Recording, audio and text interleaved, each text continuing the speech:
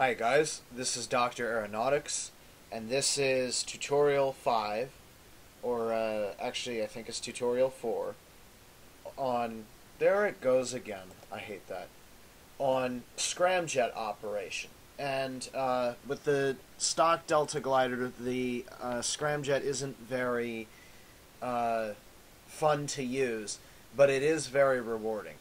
If all goes well, we're going to take off from Cape Canaveral, which luckily enough faces the direction of our final destination. Well, I managed to ping that pretty darn close to the runway, considering I did it from altitude. So we're going to take off and pretty much climb straight forward up to about 24 kilometers, and then we're going to activate the scramjets. And then we'll basically use those to fly across the United States to Seattle, Tacoma International, where we will perform a landing. So grand total, if everything goes as planned, it should be 4,200 kilometers, or about 2,600 miles. So basically, we're going to even more increase our distance. The first time we flew from Cape Canaveral to Charleston, and we nearly ran out of fuel. Then we flew to New York and had some reserve. But now we're going to fly all the way to Seattle, and as I project, I would imagine that we'd still have a lot of reserve. And if I go all the way out, that's a pretty generous leap across the Earth.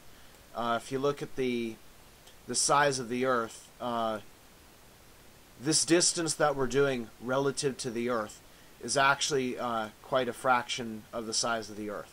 So we're covering a lot of ground here for our planet. Before I start, I should probably also explain what a scramjet is. And basically, as I was explaining earlier, turbofans are really great for lower altitudes because of the amount of force that you get for the amount of fuel that you spend. The problem is this only works when the air is dense, and then it doesn't work anymore. Now, what happens is when you start to go above Mach 2, which is about the limit of most of the military aircraft that today fly, you tend to get some really weird things. These are basically compressor fans. So you can see the air comes in here, and then it gets squished down, and then it becomes ignited, and then it gets shot out the back. So that's basically the way this works. When you go more than twice the speed of sound, the airfoils, when you start going faster than the speed of sound, the air starts acting really strange, and it starts to compress automatically and do all sorts of weird things, like rippling and shock waves and a whole bunch of other crazy stuff, as well as heating up. And so when you go too fast, you damage the engines. There's one plane. Let me see if I can look it up real quick. Okay, so I found the plane. It's a Mikoyan Gojevich MiG-25, and the speed limit on it is Mach 2.9, but you can actually force the plane to Mach 3.2. But word is, once you do that, the engines then have to be replaced because the airfoils here get damaged, and the compressors are no longer good for the plane. So it's more powerful than the engine can actually handle. So then what you do if you want to go faster, like they did in the SR-71, this cone should look familiar here, is create a ramjet. And a ramjet basically compresses the air enough so that it slows to a subsonic speed, performing the same function as this, to where you can then expand it enough to slow down. So basically what you do is you compress the air, and then you slow it down, and then you ignite it, and then it accelerates out the back again. And this works up to, I think, about Mach 5. When you go above Mach 5, nothing you can do by increasing the volume here will slow the air down to below supersonic. So you have to inject fuel and shoot it out the back still supersonically. And then you have to move to the scramjet. And the scramjet takes the air coming in at Mach 5, which is 4,000 miles per hour, 7,000-ish kilometers per hour, and it will automatically compress the air without slowing it down and inject the, well, it will slow down some, but not all the way to the speed of sound. But this will fully compress the air, then you inject it with fuel, and then it ignites out the back and then accelerates because it's already going above the speed of sound, which says that the cone will expand after it goes outside of the end of the nozzle. So we're basically going to fly using this principle. We're going to accelerate on our rockets, and then because the scramjets are more useful and they're you basically get more force for the amount of fuel that you spend, we're going to use the scramjets when we get to about 25 kilometers. Then we'll climb to about 35 to 40 kilometers and maintain that. And I'm pretty sure this will be a quick flight because we will be moving very, very, very fast, almost suborbital velocities. So because of that, we're going to have a much faster flight and spend less fuel at the same time. So let's get started. Okay guys, we're now sitting in our Delta glider at our normal spot on runway 33, and I'm basically going to start up the craft now. If you need me to explain what's going on, you need to watch an earlier tutorial so that you can understand what I'm doing as I wake the craft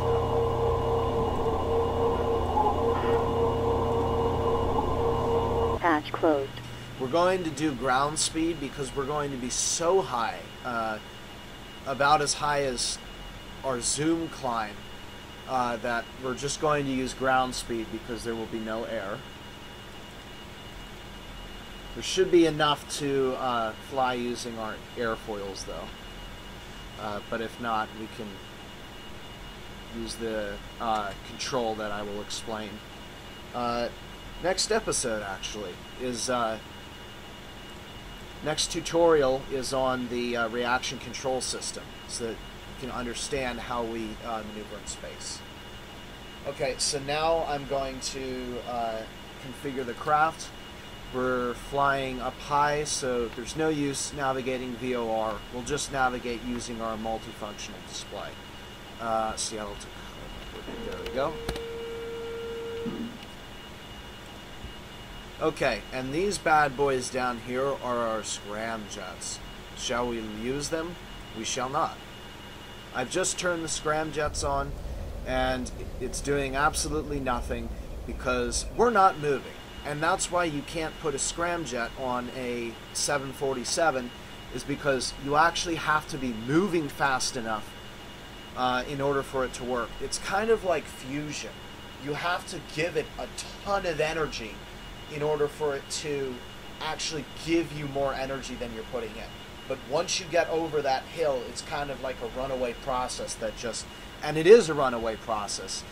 You'll see as soon as we start to accelerate, we'll just go up and up and up and up and up, and then eventually I'll have to cut the engines off, because if I don't, we'll just accelerate out of control until the craft breaks up due to excess heating.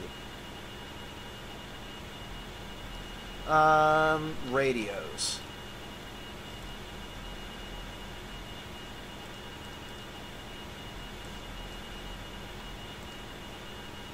Okay, we'll fly in. That's kind of weird. They have the same radio. How does that not mess it up? You can't have the same radio frequency on both runways. We may have trouble with that. Okay, so we'll use nav 3 and nav 4. I'm just going to tune these, and I'll stop the video real quick. 1 second. Okay, radios are now calibrated. We have nav 3 on the VOR, that's at Seattle, and we have nav 4 as set to the runway. And we're going to have to be careful because I don't know if it's going to work or not since there's a dew. We're also going to have to be careful because we're coming in from almost space, so we're going to make use of the air brakes for sure.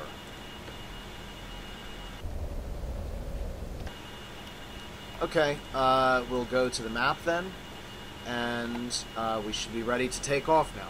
So we're going to take off and climb to, oh yeah, also we will need to turn a little bit, and we're going to climb to 24 kilometers and 900 meters per second, at which point I will attempt to activate the scramjets.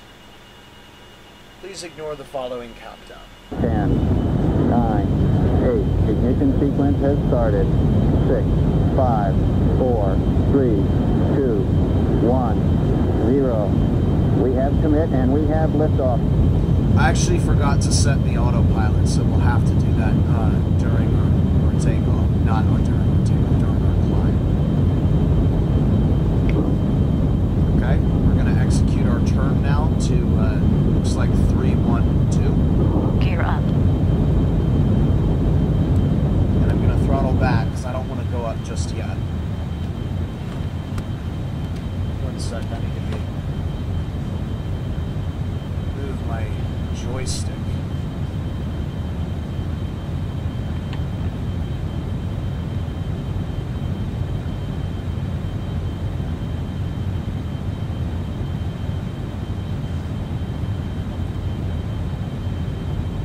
Okay, so I'm not concerned with us moving down because we'll just speed up, accelerate, and recover. 1,000. Okay, 24, we'll hold 24 kilometers. We're going to climb to about 40, I think, unless we go too fast, because I don't want it to be too short a flight.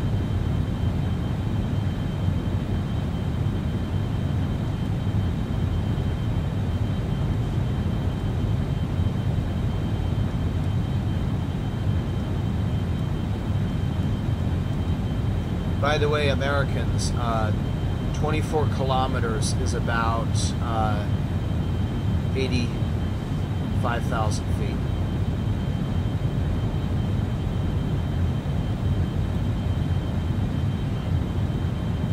There's 900. Okay, we're going to accelerate now and climb.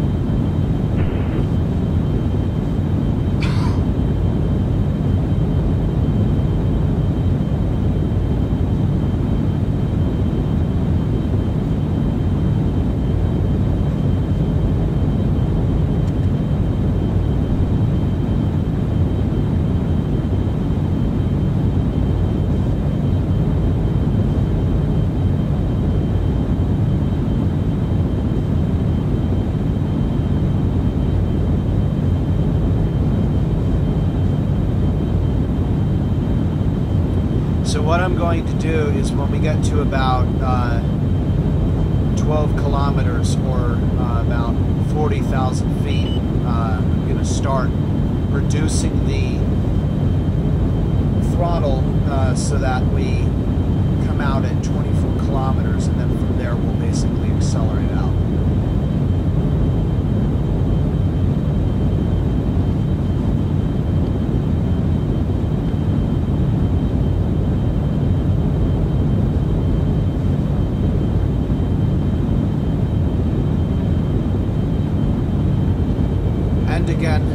When our density and static pressure are high, our prograde velocity vector follows the direction we're heading for the most part. This will change some when we get to scramjet operational altitude. We can't really turn once the scramjets are on, because at that point we're just moving so fast in the thin air that you can't really turn in any useful way.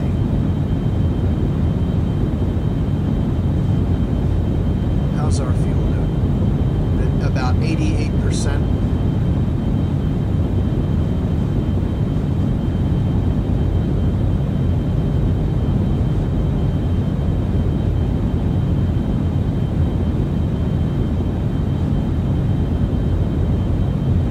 going to delay the pitch over until we reach about 20 kilometers because we're not climbing as fast as I had anticipated.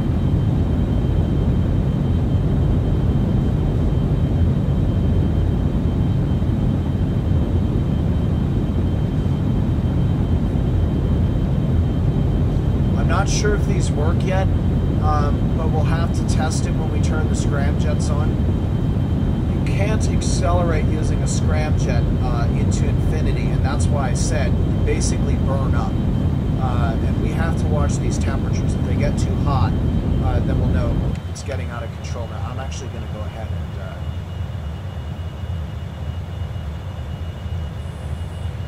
That's okay. This is perfect. Okay. And then we'll just accelerate from here out a little bit. And then when we reach 900 meters per second, Alt and plus to advance both scramjets forward. And unfortunately, in real life they will make sound, but in orbiter they don't have a sound for them built in. Engaging scramjets now. And they're working. I'm going to shut down, and you can now see we're accelerating. Well, we're also heading downhill. And there's now a little bit of gas coming out of the back. So they're working. We're going to need to pitch up more. I don't want to lose altitude.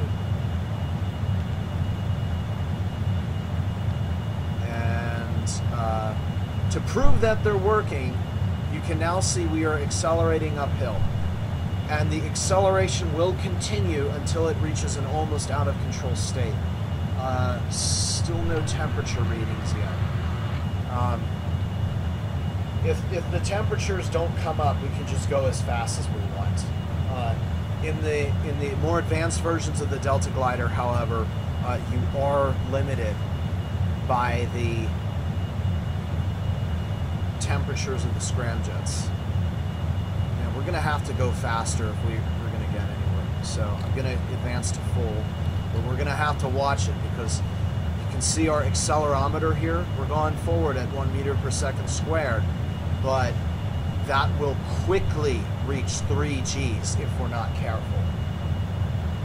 In the more advanced models of the Delta Glider, I've reached 4.5 Gs sometimes by accident, and 5 Gs is possible of acceleration when the air is really dense. So you'll have to be very, very, very, very careful with the scramjet. It's not a toy. It's a runaway effect. It's like a wood stove. You would not want to leave your wood stove on while you're not at your house, because the fire would just okay, check that.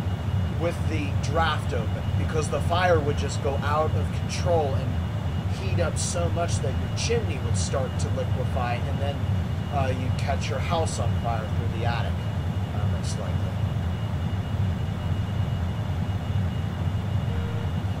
Alright, I'm going to turn on the altitude hold autopilot because I don't want to oscillate up and down forever.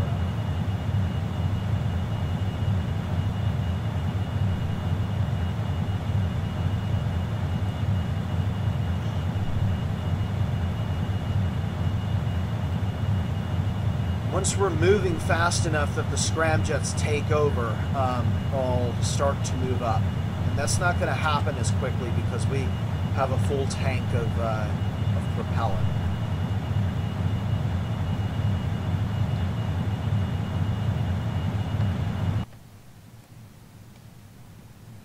Our scramjets are working just fine. Let's see where we are.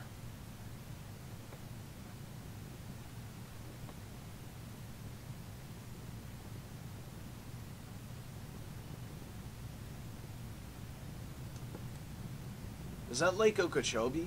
I don't think it's that. The crummy recording went off before the timer. That's okay though. Tallahassee.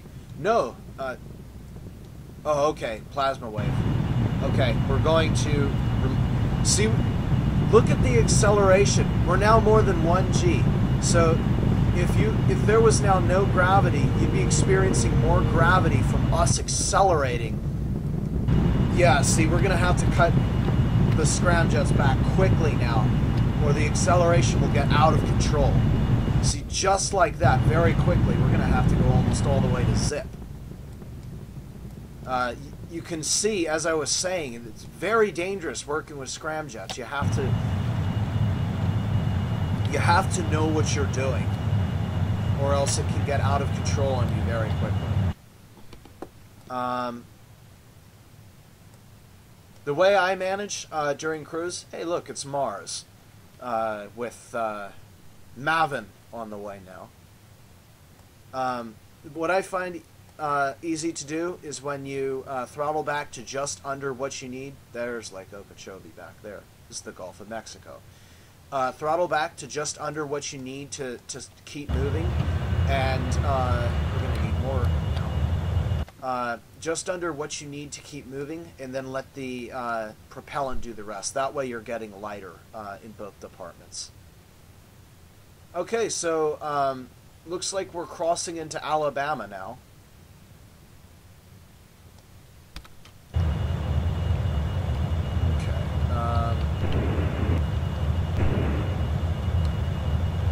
We're getting close to the altitude where I want to be, 40 kilometers.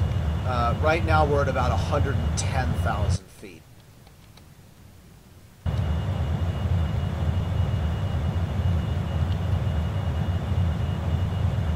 Yeah, I think we're burning our scramjet fuel a little bit too quickly.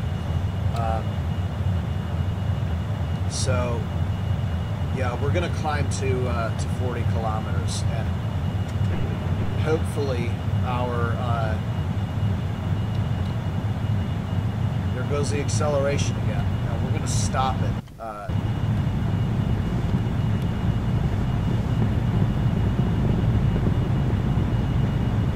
going to cut it back some there.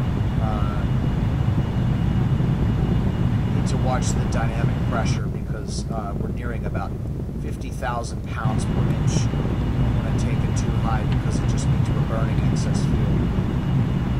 Why is it so reluctant to climb out? Now I'm going to hope this autopilot can still work at 40 kilometers.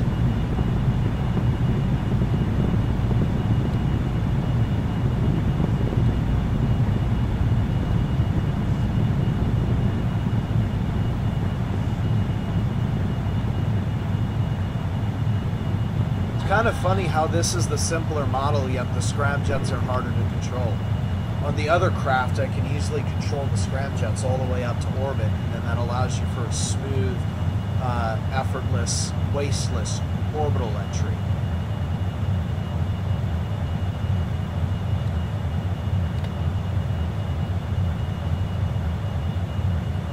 I'm going to bet that it has to do with the fact that we're a lot heavier than we're supposed to be. You can now see we're quite high now, so our prograde velocity vector does not follow us as quickly as it used to before.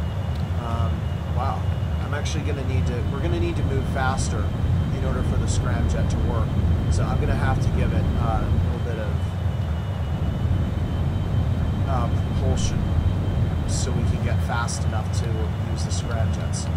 When you decelerate, eventually, as now, okay, they're now powerful, just powerful enough to keep us accelerating. The scramjets can be just underpowered of what you need to accelerate. And by the way, here's our inlet. Unlike our rockets, which just shoot straight out the back, these actually come through the inlets there. And now we're finally accelerating. So I want to climb to 40 kilometers this time and actually stay there. And our dynamic pressure is moderated, and our static pressure right now, the pressure of the air, is now below 1% of the sea level air. So pretty darn close to space. You can see now the Milky Way there. And I can't recognize, is that Taurus? No, it's Origin.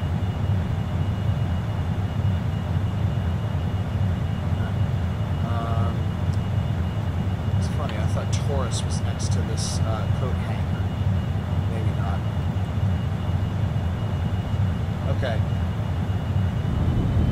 I'm going to really increase the thrust now because I don't like having to deal with this.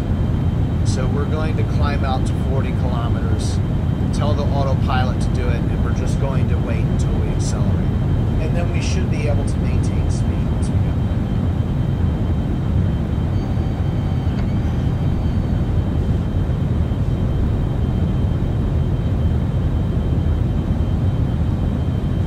The trick is we need to get this dynamic pressure up above 30 in order for us to actually accelerate. So we have to do a lot of accelerations. Or rather, accelerate for a long time. One big acceleration, not a whole bunch of accelerations.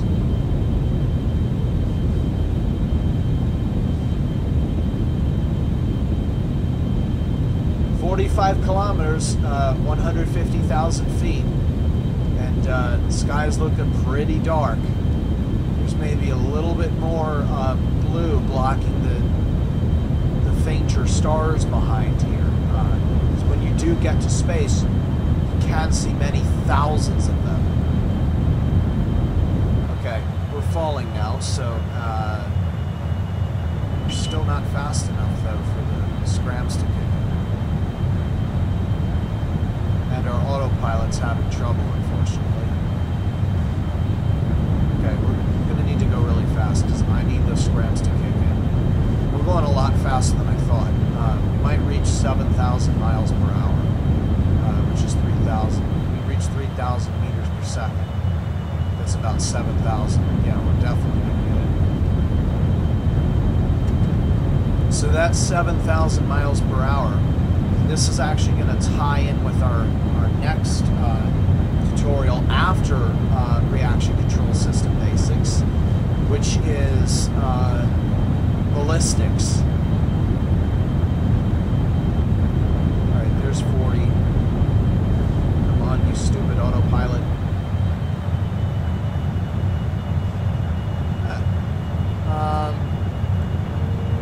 Okay.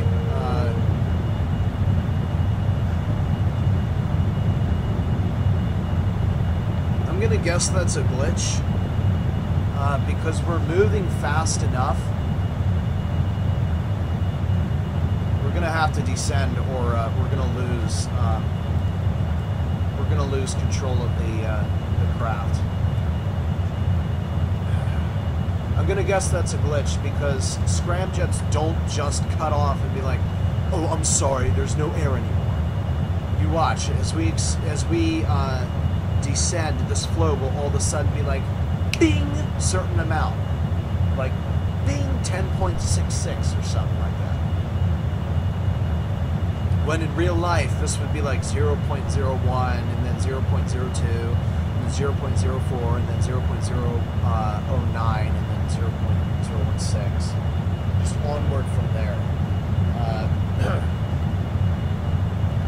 But not with the simple model.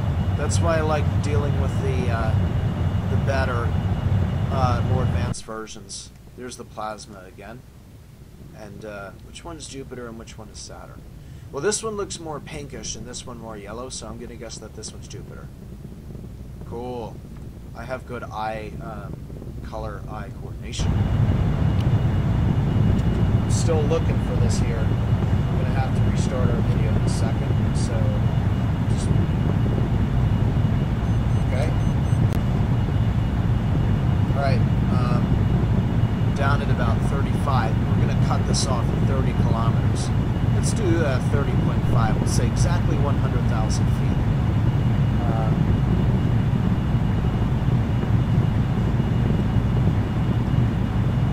We're at a pretty high dynamic pressure.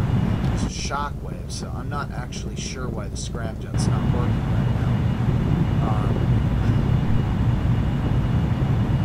We're at Mach 9, which is supposed to be well in the range.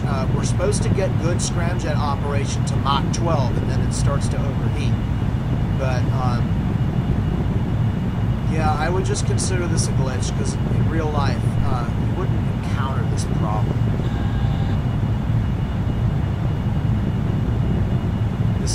Yeah, that's not on, so...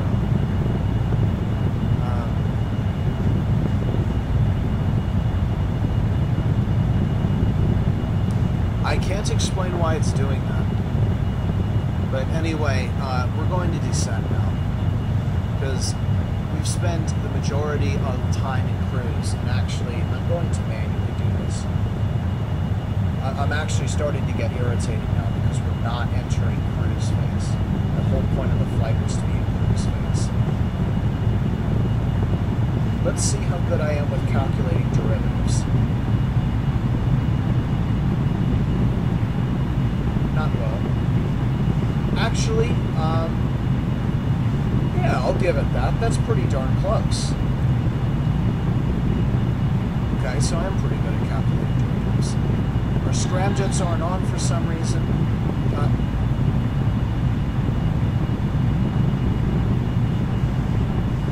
Wow. I actually think I was wrong. Yeah, this is doing exactly what I thought it was supposed to do, which is start very slowly and then start taking off. Now,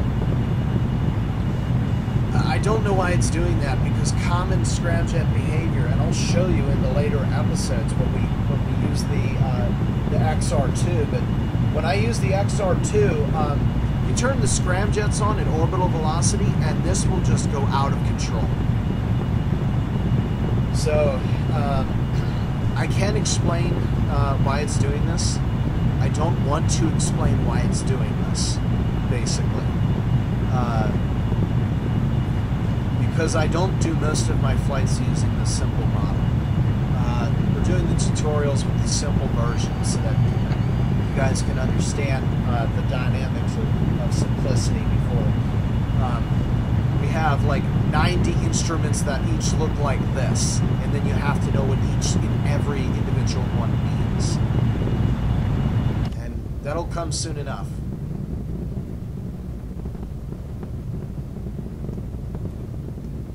The sun appears more white now without the atmosphere blocking it. And that must be Venus. Yep. Let's see if we can spot Mercury as well. That might be... No, that's Mercury for sure. Yes. It has a distinct brownish-orange color. Let's check on the scramjet. Slowly gaining power. I seriously hate that it's doing that. And I don't know why we heard a bird. You're not supposed to hear birds this high. One of these two is Uranus. Wow. I actually can't see it. I know you guys can't on the video, but not even I can see it. But in order for it to be displayed, it has to be visible. So it is visible. It's just very, very, very hard to see against the background. There's Mars. Beautiful red color. Oh, are we over North Dakota now? This might be the, that's probably the Missouri River.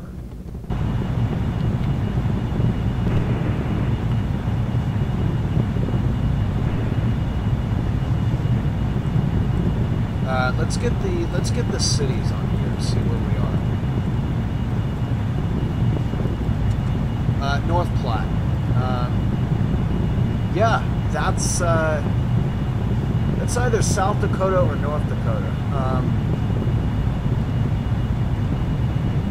That's Sioux City, I believe. Aberdeen is in Canada, I'm pretty sure. It's not Rapid City, Utah. So Wyoming, for sure, is right here.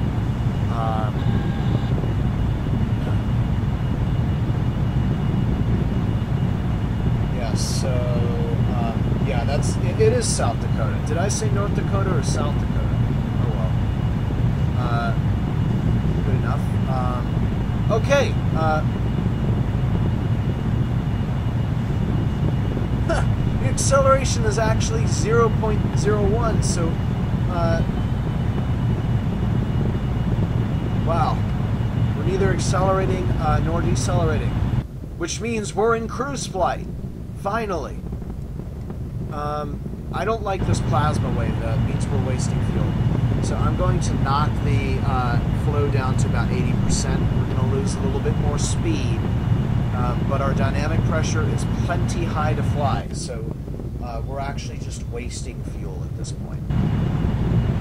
So we'll just wait for us to slow down to where we are going to be.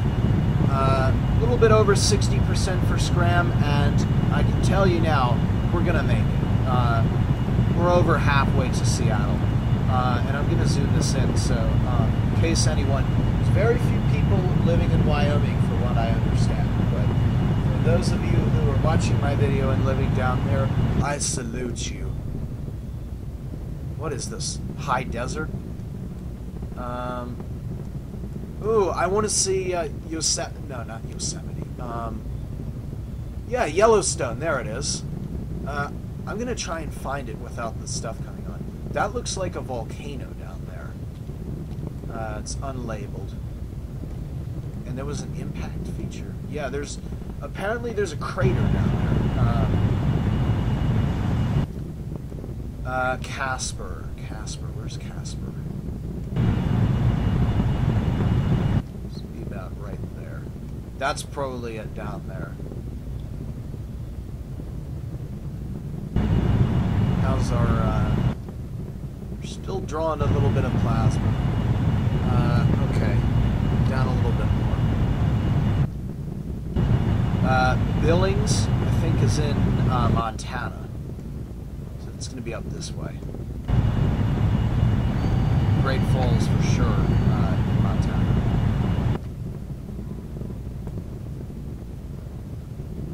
It's the moon. It's finally risen. And that would be a waning gibbous, I believe. Although that doesn't really matter. All that I know is that north is this direction, south is this direction, and the sun is going to be this way. Yep, there it is. Okay, now at some point we're going to cross from the Great Plains into the Rocky Mountains and go through Yellowstone. I've seen pictures of Yellowstone, haven't been there, but it's supposed to be covered in forest. And this is either really dry farmland or high desert. And even the rivers I can follow, this is definitely a dammed up river here, and somewhere up here. Okay, this looks like it's the this looks like the front range of the Rocky Mountains here. So I think we're entering now. And yeah, this looks like a dry forest here, so I'd imagine that Yellowstone is probably right here.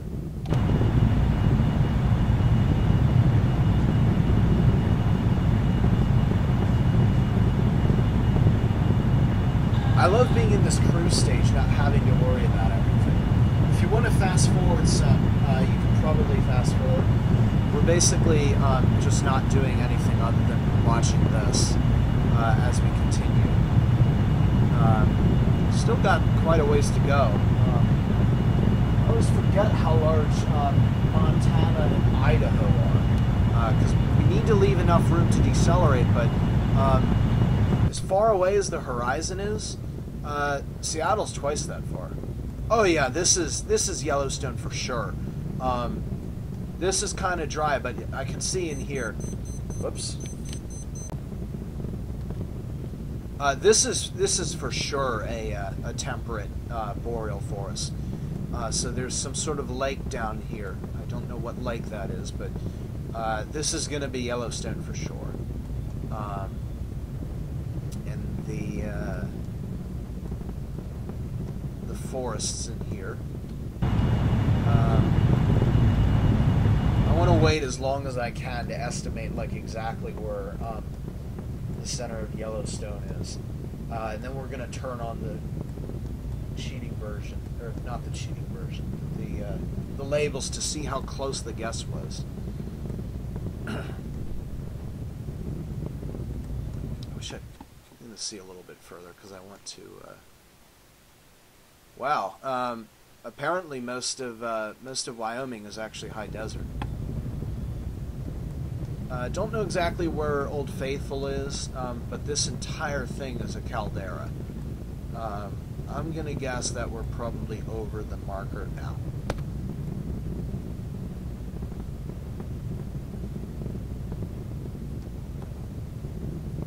Okay, we're pretty darn close. Considering our speed, we were probably here. That's maybe 10 miles off. And I don't know what that is. Yellowstone Lake, Knife Lake, or something. But I'm pretty sure Old Faithful is at. This is probably a line of latitude here and that longitude, that glitch. Old Faithful's on the western side of Yellowstone, so it's probably down there in this corner, I believe. Because the corner is where the really interesting stuff is. This is just lakes and forests and mountains. So we're over the Rocky Mountains now. That might be Flathead Lake in Montana. There's Helena. Okay, Glacier Park. So we're still in the front ranges of the Rockies, but the strips of high desert valleys. Actually, this is farmland. Strips of farmlanded mountains. Okay, there's Spokane.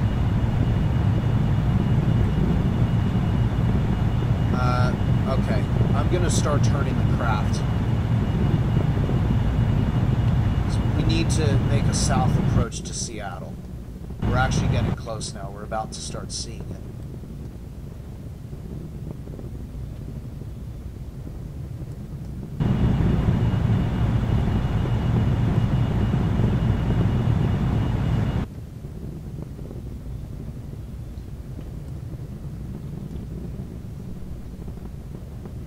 Okay, so Glacier Park is basically up here, and there's got to be some valley here that I'm not thinking of. Ah, and I recognize that color. This is the Cascades.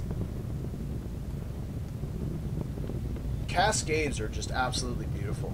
I wonder if we're going to fly... We had to fly over the volcanic mountain range, but I'm curious to see which volcano we actually end up flying over, and whether or not I can guess what it is. I know names of a few of them, like Mount Hood, Mount Rainier, was the famous one, Mount St. Helens, Mount Shasta. Then there's another one, Mount Mazama, with Crater Lake. It'd be interesting if we actually flew over Crater Lake. And this is going to be Idaho now.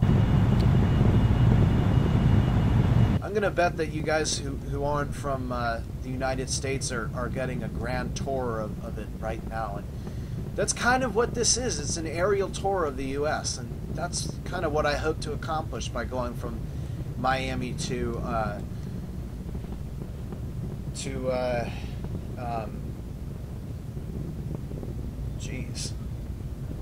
Miami to Seattle. And of course we're going to avoid Florida and LA, or not Florida, New York and LA, but we went to New York, and I have to do something for LA, because I haven't been anywhere near California.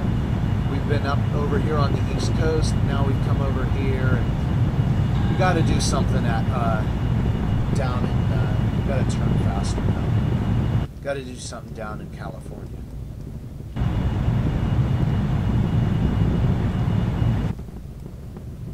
Okay, so I think this is the high desert of Oregon before the, although Spokane, so yeah, we're in Washington. So this is the high desert of Washington. And then we're going to all of a sudden cross the Cascades, the Cascade volcanoes, and then we'll be in Redwood country.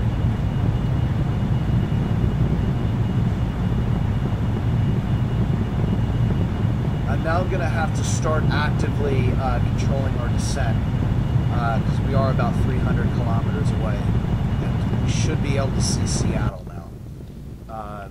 Okay, these are the volcanoes right here. That's a volcano, that's a volcano, and they go down through that way. So we're not going to fly over Crater Lake, because that's in Oregon. But Seattle is somewhere out here.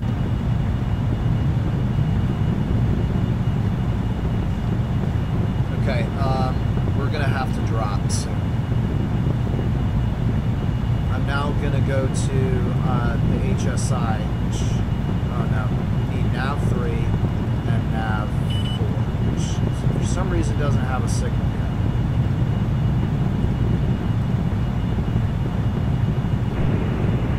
Okay, that's beautiful, just looking at the moon in this blackness. You can see what it really is. It's a rock in space, near this rock in space. Okay, here's the volcanoes. I'm gonna cut the... Huh? Oh. Glitched?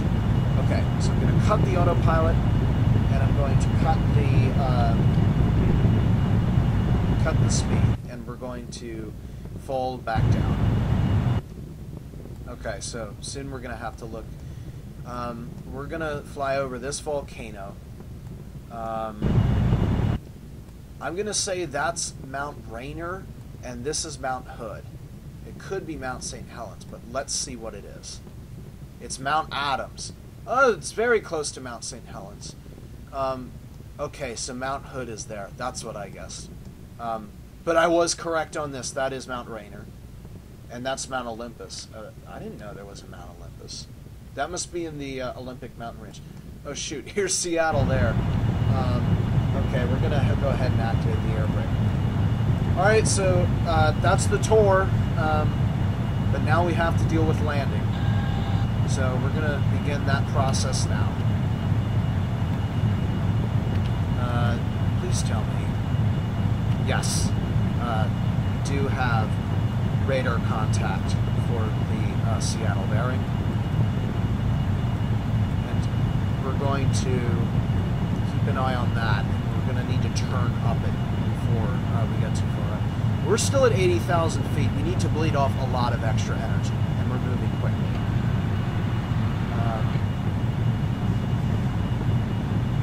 Given that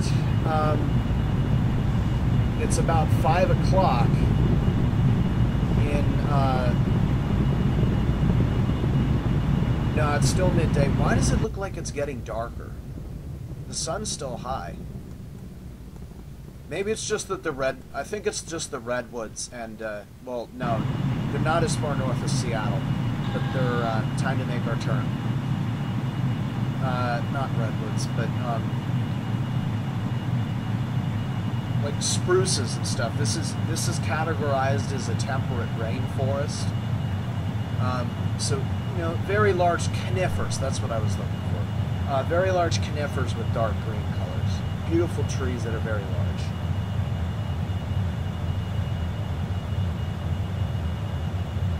Okay, we need to turn faster. You gotta watch these tours. You can get carried away with them pretty quickly. Okay, there's the airport. We're fine. We're fine. We can turn the air brake off now, actually. We're now on slow velocity. So we can just coast from here. You know what? I take that back. We're going to need some fuel. And let's see if our scramjets... Yeah, they're actually giving us a little bit of juice, which is, again, not supposed to happen. We're not supposed to be able to use them at 40,000 feet and 1,000 miles per hour. But I don't know. This isn't very good. Okay, and that's the Olympic mountain range. No, that's Puget Sound. The Olympic mountain range is... Oh, yeah, okay, Mount Olympus. That makes sense. So it actually was. But yeah, it's in the Olympic mountain range. I'm actually going to let us go up because we have excess energy, and if we climb, we'll avoid having to bleed it off. And right now we actually need more energy. We let off a little bit too much. I take it back again. Cutting the scramjet engines. And we're going to come back down. The scramjet engines are now off. We're back up to about 33,000 feet.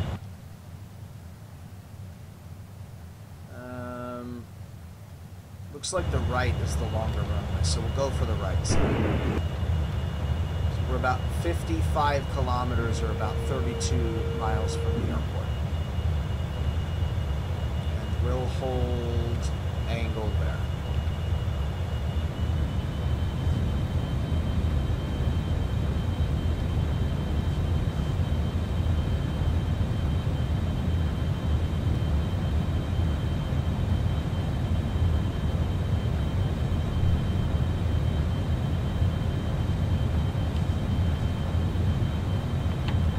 Okay, so that's basically the scramjets.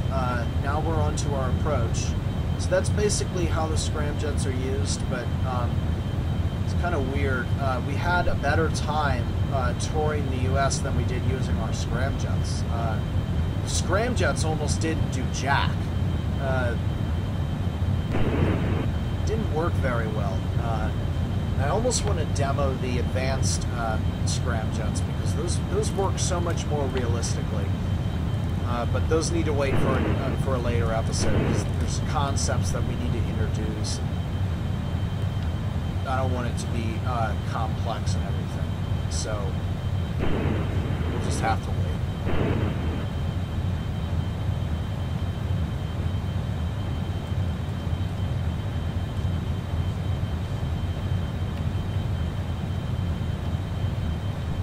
"13,000 feet in altitude," and you can read it down here. Just about 15 miles away from the airport.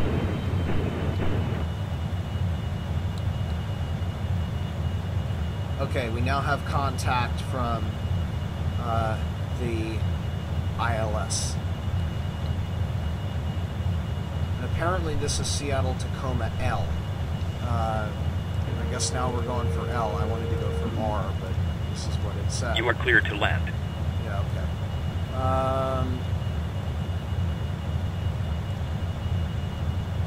Okay, there's not much of a difference. Wow, 4,000 meters. 2,500. That's an exceptionally long runway. That's like 13,000 feet.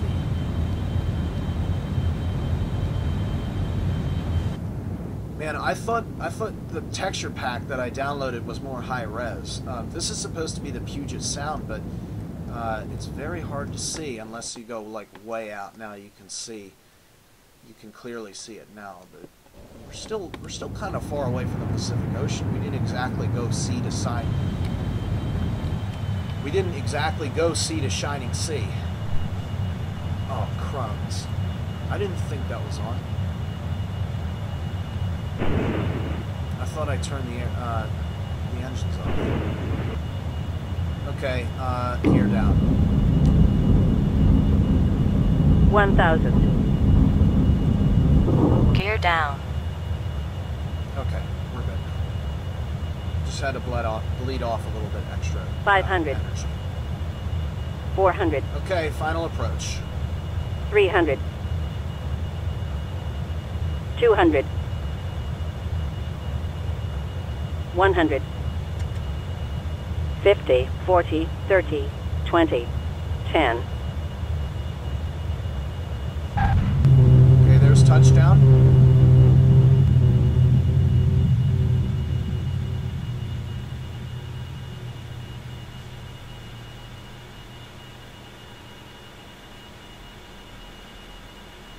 And again, sorry Seattle, I have official business here on the runway. That's basically it. So if you want to stay for the shutdown, you can. We're basically going to turn everything off here. This was on that, and this was on that. It's best to set things the way we are. Is the, well, I have to reset this first, the autopilot next.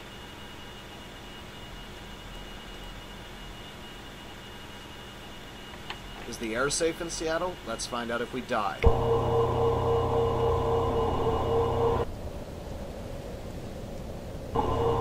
Hatch open.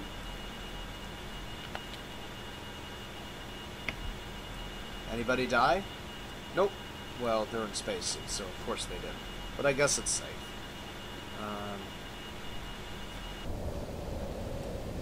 Wow, there's actual stratus clouds here. Oh, well, that makes sense. It actually rains a lot in Seattle, so that's actually perfect. The stratus clouds bring rain. Oh, okay, I see what it is.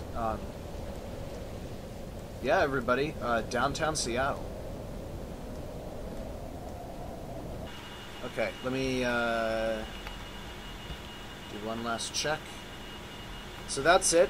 We took off from Florida, and we used our scramjets, which were horrible, to take a tour of the country.